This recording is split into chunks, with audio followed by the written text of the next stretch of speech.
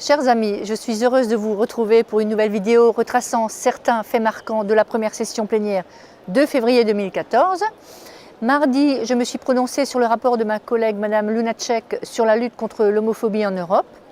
De nombreuses informations contradictoires circulent sur Internet et je souhaiterais ici vous informer de ma position. Tout d'abord, de quoi parle ce rapport? Le rapport demande un nouveau plan d'action de l'Union européenne pour lutter contre l'homophobie, de la même manière que l'Union européenne combat déjà les discriminations basées sur le sexe, le handicap ou l'origine ethnique. Ce rapport respecte également le principe de subsidiarité sur le droit de la famille et n'impose pas aux États membres d'adopter une législation sur les partenariats enregistrés, le mariage ou encore l'adoption. Ces décisions relèvent des autorités des États membres et il est évidemment hors de question, contrairement à ce qui est dit, que l'Union européenne interfère dans ce domaine. En ce qui concerne l'éducation à l'école, le rapport propose de faciliter l'échange des bonnes pratiques dans le domaine éducatif entre les États membres et n'impose absolument pas l'enseignement de l'homosexualité à l'école. Ce rapport se prononce toutefois contre toutes les formes de discrimination auxquelles font face les personnes homosexuelles en matière de travail, d'éducation, de santé ou encore dans l'accès aux biens et services. La discrimination envers les personnes LGBT, donc lesbiennes, gays, bi et trans, est encore très présente au sein de l'Union européenne.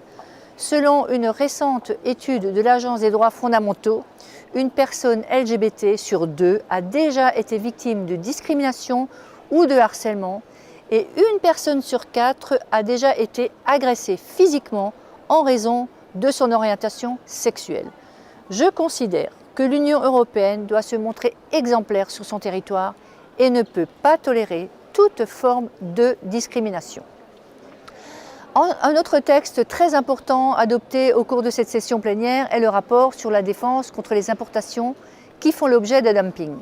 Le dumping social est un phénomène qui est la conséquence d'une différence importante entre matière sociale, entre deux États qui entretiennent des relations commerciales. Les États avec une main-d'œuvre bon marché, comme la Chine par exemple, peuvent produire à bas coût et donc exporter très facilement vers l'Europe. Ce texte modernise donc la procédure européenne anti-dumping, qui est un des principaux outils utilisés par l'Union européenne pour réguler les importations et protéger son marché sur la base des règles du commerce international. Grâce à ce texte, nous encadrons strictement cette pratique en nous préservant la possibilité de pouvoir mettre en place ou augmenter les taxes des produits lorsqu'ils arrivent sur le continent européen. Cette mesure permettra donc aux États européens de promouvoir les produits européens. Après, nous avons également adopté un texte sur l'indemnisation et l'assistance des passagers en cas de refus d'embarquement et d'annulation ou de retard important d'un vol. L'Europe a déjà beaucoup contribué à protéger les droits des passagers aériens en cas de perte de bagages ou d'annulation des vols. Pourtant, dans de nombreux cas, les compagnies aériennes refusent d'accorder ces droits ou retardent les procédures d'indemnisation.